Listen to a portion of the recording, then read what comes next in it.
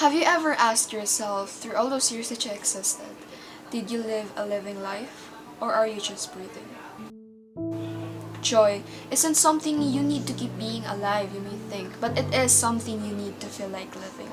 Keeping alive is like holding onto the edge of a cliff, surviving. It feels like a necessity. This is accomplishing your assignments and getting a degree, finding a job, then providing for your family. It's being able to run, walk, and talk. But was it ever an accomplishment to just breathe in and out? It is up to you to think.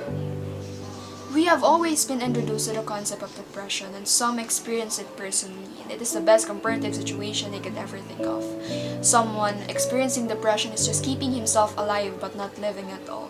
Like life is just a pulse and not a racing heart anymore. It's losing the interest in everything, a feeling you can just snap out. It's losing hope and failing courage, physically disabling. Like surviving through the whole day and still ends up being in your room an endless debilitation, that you can come to the point and ask, since when did breathing become exhaustion? Until there are only few things left for you to do, to put an end in any way, but to accept. Depression is the fourth leading cause of death in the whole world according to WHO. There may have been known treatments and ways to cope, but still, there are helpless cases. Those who have failing communication. Some can't even realize that they are experiencing it, or they just can't accept the fact that they are mentally unwell. But accepting will always be a better choice, and this way, there's a little ray of hope and light. You know what? I have once read an article and it says, being alive is comfortable. Truly living means breaking comfort zones. Being alive is free. Truly living means spending every minute. Being alive is day by day. Truly living is sunrises by sunsets. It was a beautiful one, but if I were to add something, being alive gives an ability to smile. Truly living offers you joy.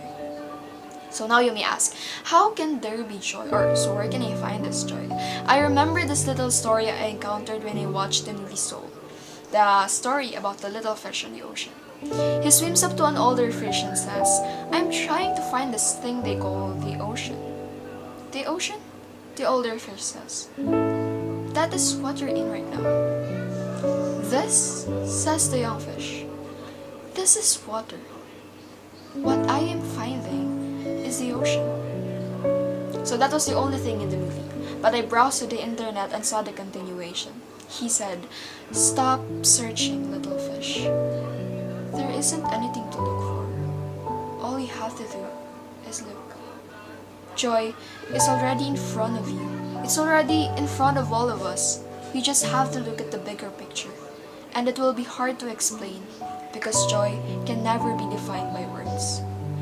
If you have answered the first question and you are living a life, please help those who are just breathing. There is always someone who needs your little help because joy was never selfish. Joy is pain. It can be hurtful. But it is also hope because it's living and choosing to go beyond necessity. Go beyond just run, walk, and talk. Just like what Lauren Martin said, living isn't about preserving your breaths, counting them, watching them go in and out because that is cruel. It's about forgetting to breathe, delving into passions and opportunities, swimming against current and almost drowning. It's what you do with those breaths, those moments. It's how you make your own path. Now, if you want to feel like living, rather than to just keep alive, seek and give joy.